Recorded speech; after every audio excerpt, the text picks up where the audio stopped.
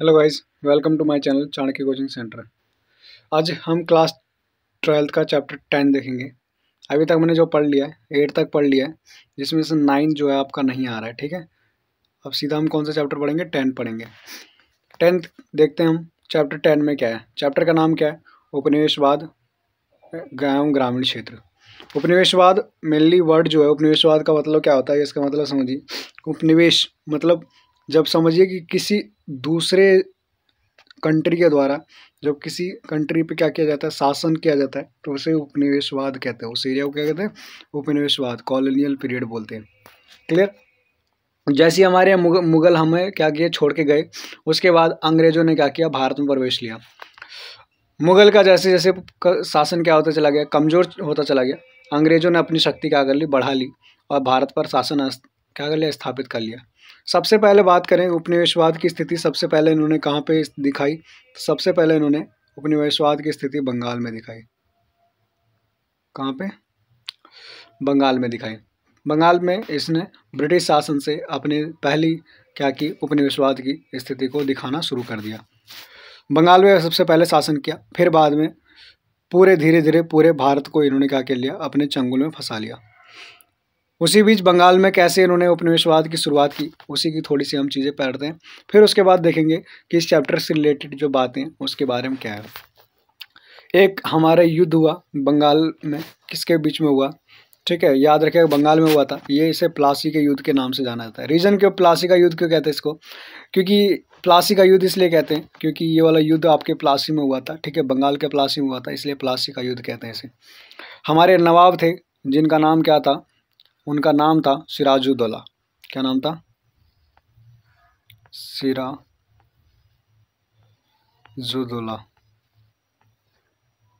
ठीक है, सिराजुद्दौला। सिराजुद्दौला के साथ क्या हुआ? हमारा वो सिराजुद्दौला बंगाल के नवाब थे और ब्रिटिश शासन इधर से कौन था? ब्रिटिश था। ठीक है, इन दोनों के बीच में क्या हुई बताइए? युद्ध हुआ और बंगाल पे कब्जा किसने कर लिया? ब्रिटिशर्स जीत गए। ब्रिटिशर्स ने इसको ब्रिटिशर्स ने क्या कर लिया? बंगाल पे कब्जा कर लिया। इस युद्ध को अंग्रेजों ने जीता। ठीक है, और अंग्रेज तभी से क्या किए, शासन अपना शुरू किए और तभी से आज तक, आज नहीं कह सकते, मतलब 200 सालों तक इन्होंने क्या किया, भारत में शासन किया। ठीक है, क्यों 200 साल कहते हैं? क्योंकि हमारे अंग्रेज तो हमारे पास आ गए थे 1605 में आ गए थे। ठीक है, 5 से 6 के बीच में हमारे पास अंग्रेज आ गए थे, लेकिन इन्होंने जो रियल जो रूल स्टार्ट किया वो 1757 से किया। और हम लोग जानते हैं कि 1947 में हम लोग क्या हो चुके थे, आज़ाद हो चुके थे। तो इस टाइम पीरियड को अगर गैप देखें तो एवरेज अगर ध्यान दें तो 200 साल हो जाता है। ठीक है, तो इसीलिए बोला जाता है कि अंग्रेजों ने 1757 से लेकर 200 सालों तक क्या किया, हमारे ऊपर रूल किया इन्होंने। ठीक है, और उसी 200 सालों में हमें क्या किया, बहुत परेशान किया, बहुत ज़्यादा हमारे ऊपर टैक्स वैक्स लगाया, ऐसे ऐसे टैक्स लगाए जिसकी कोई गिनती नहीं थी। टैक्स सिर्फ हमें नहीं, हमारे ज़मींदारों को भी परेशान किया। तो वो सारी बातों को आज जानते हैं कि कहाँ कहाँ किस किस को दिक्कत हुई है और किसको दिक्कत का सामना करना पड़ा है। ऐसा कोई समाज नहीं था जिसको अंग्रेजों ने छोड़ दिया था परेशान करने से। कहते जैसे ये लोग बंगाल पे विजय हुए, ठीक है, अंग्रेजों ने क्या शुरू कर दिया, कर वसूलना शुरू कर दिया। कर की स्थिति बड़ी अलग तरीके से रखी थी। ठीक है, जिसे इस्तमारी बंदोबस्त, रैयतवाड़ी व्यवस्था, ठीक है, महालवाड़ी व्यवस्था, ये कुछ नाम से इन्हें जाना गया। अगर हम बात करें कि इस्तमारी बंदोबस्त क्या है, ठीक है, रैयतवाड़ी व्यवस्था क्या है, तो ये सब चीज़ों के बारे हम एक एक करके आराम से पढ़ते हैं। चलिए देखते हैं पहले इस्तमारी बंदोबस्त। इस्तमारी बंदोबस्त है क्या? कहता है इस्तमारी बंदोबस्त जो है ये जमींदारी बंदोबस्त थी, जिसे स्थायी बंदोबस्त के भी नाम से जाना जाता है। इसको लागू किया गया था 1793 में। कब लागू किया गया था? 1793 में लागू किया गया था। लागू किसने किया था? तो यह नाम याद रखिएगा, लॉर्ड कॉर्नवालिस नाम था। क्या नाम था? लॉर्ड कॉर्नवालिस, जिसे चार्ल्स कॉर्नवालिस भी कहते हैं हम। ठीक है, कॉर्नवालिस नाम था, कॉर्नवालिस। चलिए ये समझ में आ गया होगा। 1793 में लागू किया गया था। कहते हैं इस समय बंगाल जो पार्ट था, बंगाल के बारे में बात करें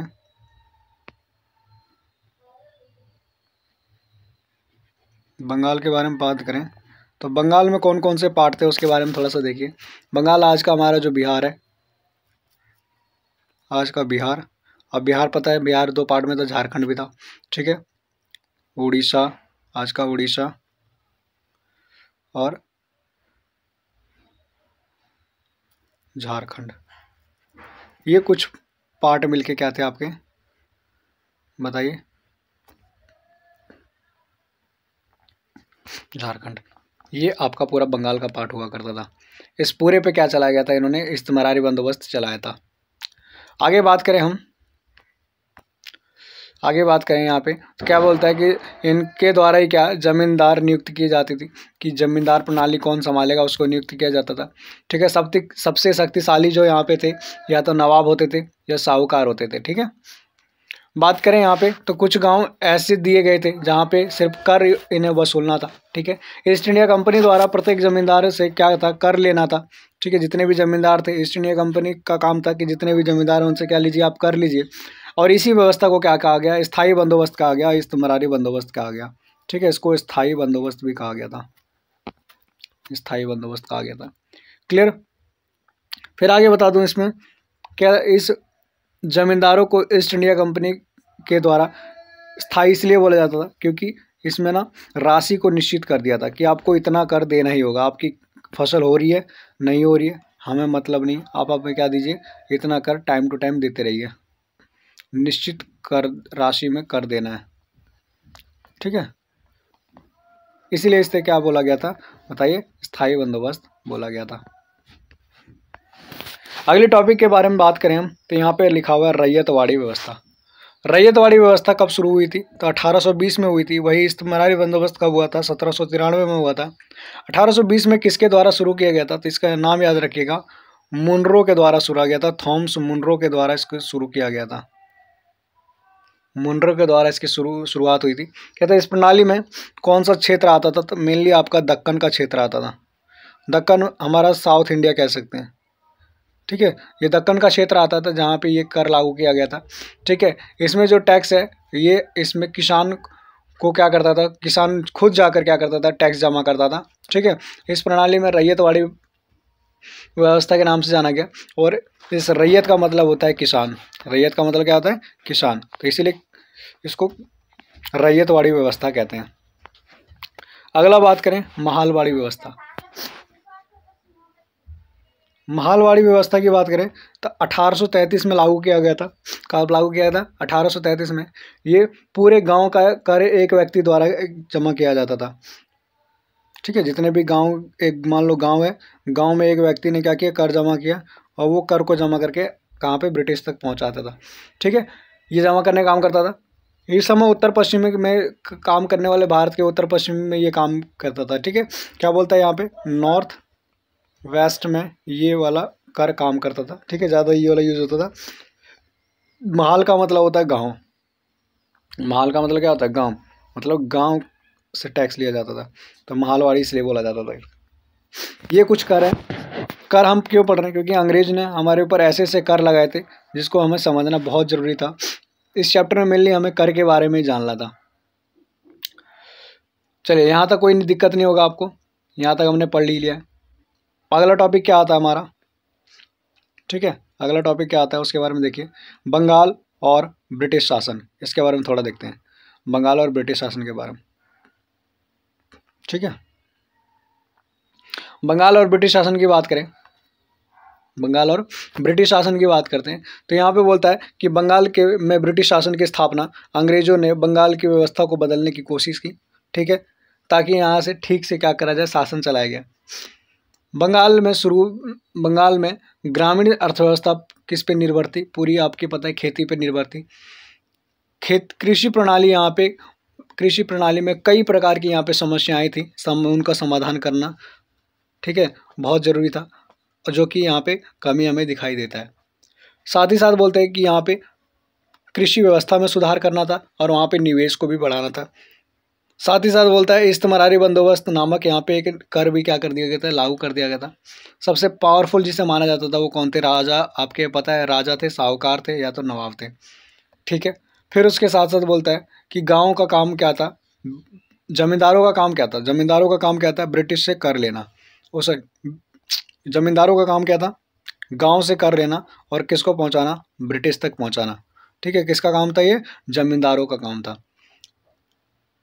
बात करें कि जमींदार को छोड़ रखा था तो सिर्फ इनको एक ही काम के लिए छोड़ रखा था कि आपका काम है गांव से क्या करना है? टैक्स कलेक्ट करना है। जमींदार पहले बहुत अमीर हुआ करते थे, जमींदारों के पास खुद की ज़मीन होती थी। ये सब चीज़ें अभी हम आगे पढ़ेंगे। कहते जमींदारों को किसान से कर वसूलने की समस्याओं का सामना करना पड़ता था। बहुत सारी समस्या का सामना करना पड़ता था जमींदार को, जिसके कारण से वे समय पर ब्रिटिश सरकार को कर नहीं दे पाते थे। ठीक है, ये कुछ आपका बंगाल और ब्रिटिश शासन के बीच का क्या है? बात है। आगे बात करें तो एक टॉपिक है, बहुत इंपॉर्टेंट टॉपिक है। क्या बोलता है कि बताइए भैया, जमींदार जो है समय पर राजस्व जिसे कर कहते हैं भुगतान करने में असमर्थ क्यों थे? ठीक है, तो इसके कुछ पॉइंट्स हैं जो मैंने बोला आगे आगे पढ़ेंगे क्यों नहीं दे पाते थे ये लोग। पहला पॉइंट ये है कि कर क्या कर रखा था इन्होंने? स्थायी कर रखा था, भैया आपकी फसल हो रही है, बाढ़ आ रही है, हमें मतलब नहीं है, हमें क्या चाहिए? टैक्स चाहिए, टैक्स के अलावा कुछ नहीं चाहिए। जिसके कारण से बहुत सारे ऐसे लोग थे जिसकी खुद की ज़मीन थी, जो मालिक थे, वो कर देने में क्या करते थे? लापरवाही करते थे। ठीक है, लापरवाही मतलब कभी कभी देते ही नहीं थे, कभी बोलते थे हम नहीं देंगे। ठीक है, ये मकान मालिक जितने भी होते थे ये लोग ना इसको गंभीरता से कभी लिए ही नहीं। कहते हैं भैया देखो तुम क्या किया, जितने भी जमीन अंग्रेजों ने क्या किया, हमारे कर को क्या किया? इस्टेब्लिश मतलब फिक्स कर दिया गया, जिसकी वजह से हमारे पास हमेशा कर नहीं आता है। ठीक है, अब ये कर नहीं देते थे, इनका कर क्या होता था? चला जाता था, बढ़ता चला जाता था। ठीक है, अब कर बढ़ता चला जा रहा है इनका, तो समय के बाद इनकी क्या होती थी? राजस्व कर भुगतान करना लगभग असंभव के हो जाता था। मतलब कहता है कि जितना भी इनके पास टैक्स हो जाता था, जिसको इनको चुकाना बहुत ज़्यादा इनको क्या पड़ जाती थी? मुश्किलें पड़ जाती थी। रीज़न क्या था? पहला तो ये हो गया। दूसरा क्या था कि भैया कर की मांग जो थी बहुत हाई थी, इतनी हाई थी कि आम आदमी तो इसे दे नहीं सकता था। कहता कि जमींदार को ज़्यादातर क्या थी? ब्रिटिश शासन से बहुत अधिक कर लेना पड़ता था। ठीक है, जितने भी जमींदार थे वो क्या करते थे? ब्रिटिश शासन को कर तो ज़्यादा पहुंचाते थे, लेकिन लेते किससे थे? फार्मर से लेते थे, किसान से लेते थे। किसान उसको चुकाने में असमर्थ होता था, जिसके कारण से क्या होते थे? जमींदार भी ब्रिटिश तक कर पहुंचा नहीं पाते थे। ठीक है, क्लियर? यहाँ तक कोई दिक्कत नहीं होनी चाहिए आपको। थर्ड पॉइंट क्या है? फसलों की कमी लागत। ठीक है, अब यहाँ पे देखिए 2 पॉइंट मैंने आपको बता दिया कि मकान मालिकों की लापरवाही, राजस्व की मांग बहुत ऊंची थी और फसल में की कम लागत थी। फसल यहाँ पे क्या थी? फसल यहाँ पे अच्छी खासी होती नहीं थी। ठीक है, जिसके कारण से क्या होता था? ये बहुत कम फसल होती थी। कम फसल होने पे क्या होती थी? जितना कर है उतना ये दे नहीं पाते थे, सक्षम नहीं होते थे। कर वसूलने वाले जमींदार जब आते थे तो वो कर इनसे ले नहीं पाते थे। क्यों? क्योंकि इनके पास होता नहीं था। नेक्स्ट क्या? असमान व्यवस्था। असमान व्यवस्था का मतलब क्या होता है कि कर प्रणाली क्या थी? असमान थी, सेम नहीं थी।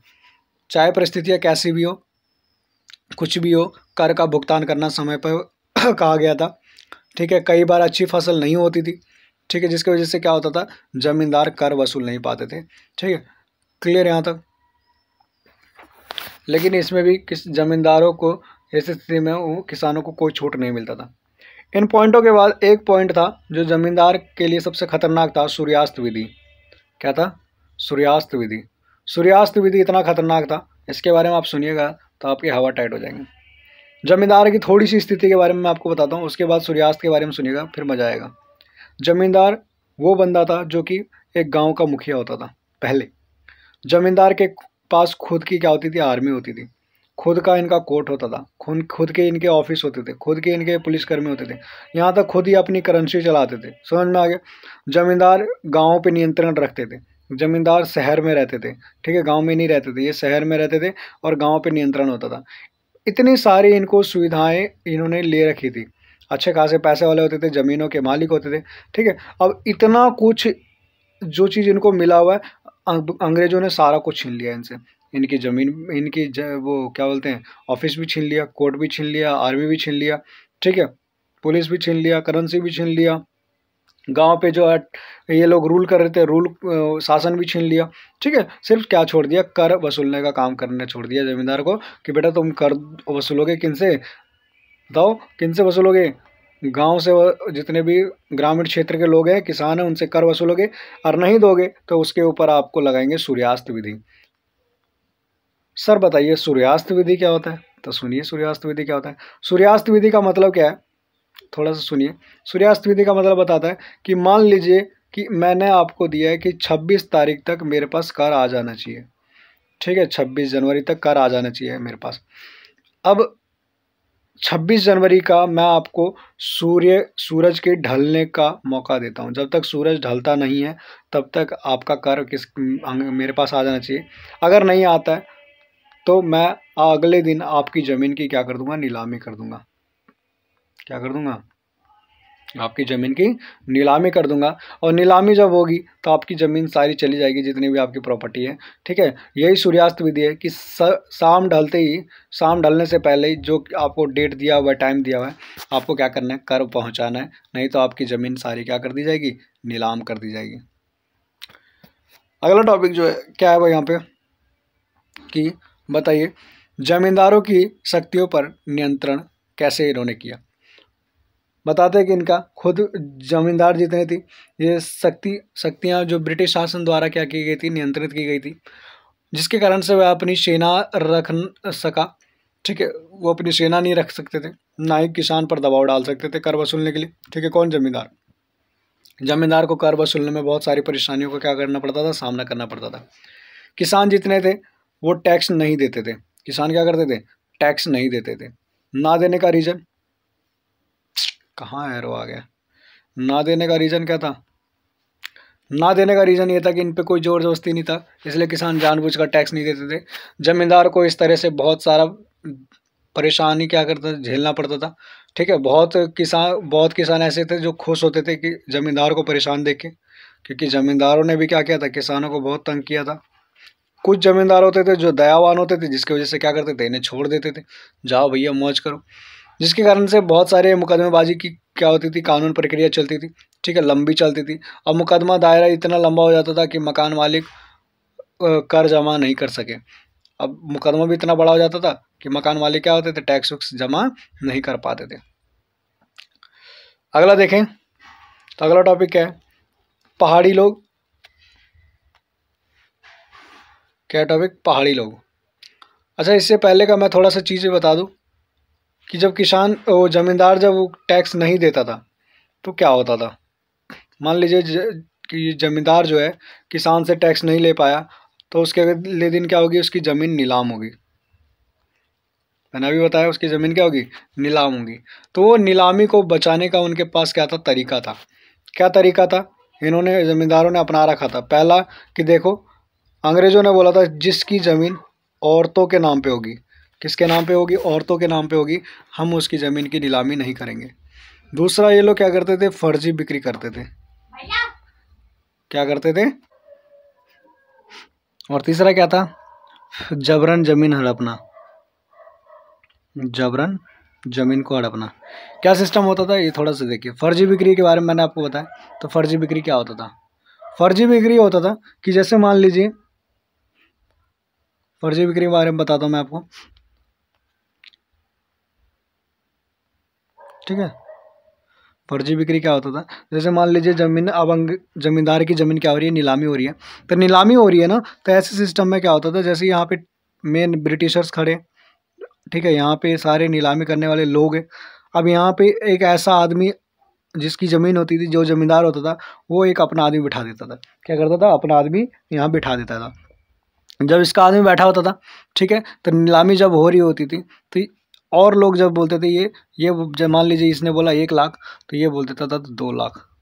ये मान लीजिए बोल दिया 1 करोड़, तो ये बोल देता था 2 करोड़। ये मान लीजिए बोलता था 10 करोड़, तो ये बोल देता था 20 करोड़।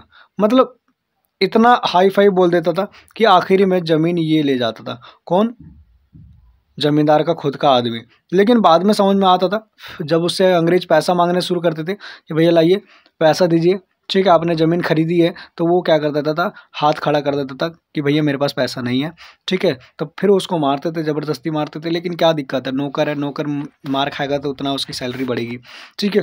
तो जिसकी वजह से नौकर मारता था, फिर दोबारा ज़मीन की नीलामी करता था, फिर ऐसी अगर कोई फिर दूसरा बंदा बिठा दिया जाता था, जिसकी वजह से ज़मींदार परेशान होके, और परेशान होने के बाद आखिरकार क्या करते थे, ये ज़मीन उसी को बेच देते थे जिसकी ज़मीन होती थी, ठीक है। तो ये फर्जी बिक्री का सिस्टम होता था। औरतों के नाम पे हो गया पहला, दूसरा फर्जी बिक्री हो गया, तीसरा क्या था, तीसरा समझिए, तीसरा था आपका जबरन कब्जाना। जबरन कब्जाना का मतलब क्या होता था, मान लीजिए आपकी ज़मीन किसी रामलाल ने खरीद ली, 1% किसी ने दिमाग नहीं लिया तो रामलाल ने आपकी ज़मीन क्या कर ली, खरीद ली।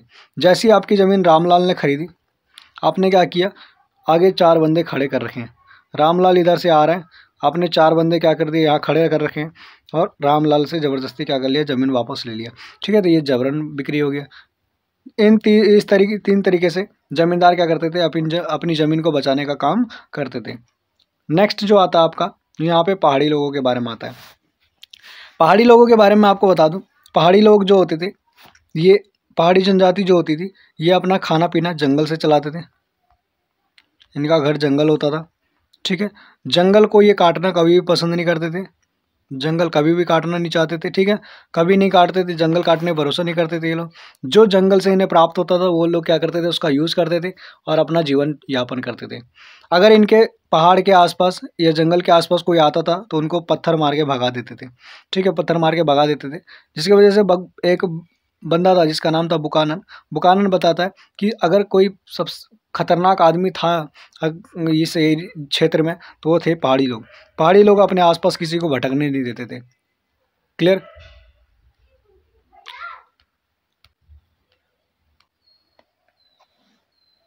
ठीक है गाइज, हमने पढ़ लिया, यहीं तक पढ़ेंगे, कल हम बाकी इसके आगे पढ़ेंगे, बहुत जो टॉपिक्स बचे हुए हैं। धन्यवाद।